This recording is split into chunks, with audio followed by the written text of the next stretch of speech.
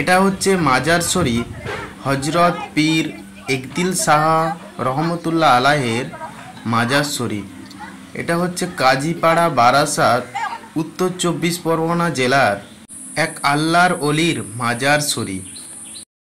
অনেক মানুষ এই মাজার শরীফে এসে থাকে নিজেদের মনের ইচ্ছা জানাতে, দোয়া চাইতে।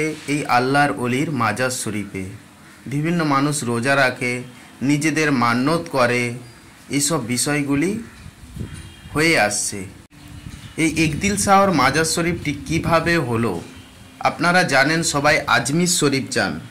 এই আজমির শরীফে সৈয়দ খাজা মঈনুদ্দিন চিশতি রহমতুল্লাহ আলাহে শুয়ে আছে।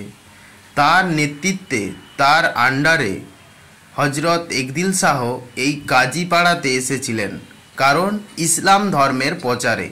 যখন ইসলাম ধর্মের শুরু হয় তখন ভারতবর্ষের বুকে কিভাবে ইসলামের বিস্তার হবে, খাজা মঈনুদ্দিন চিশতির পাশাপাশি তার নেতৃত্বে অনেক আলেম মানুষ বিভিন্ন ভারতবর্ষে বিভিন্ন প্রান্তে ছড়িয়ে পড়েছিল।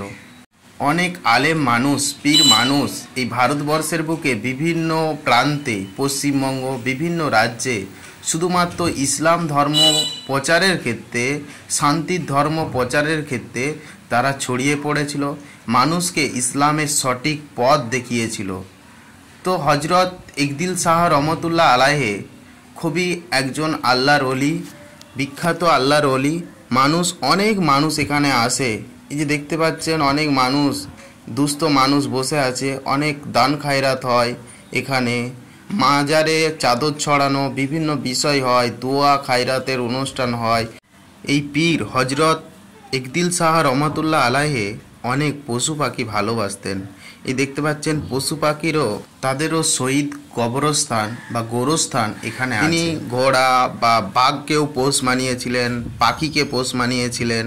অনেক পাখি কিন্তু এনার মাজার শরীফে, অনেক পাখি অর্থাৎ পায়রা, বিভিন্ন ধরনের পাখি এনার মাজার শরীফে থাকে, এখনও থাকে। আপনারা দেখতে পাবেন এখনও থাকে, অনেক পায়রার সমাগম থাকে। হজরত একদিল শাহ রহমতুল্লাহ আলাহে একটা আল্লাহর ওলি ছিলেন।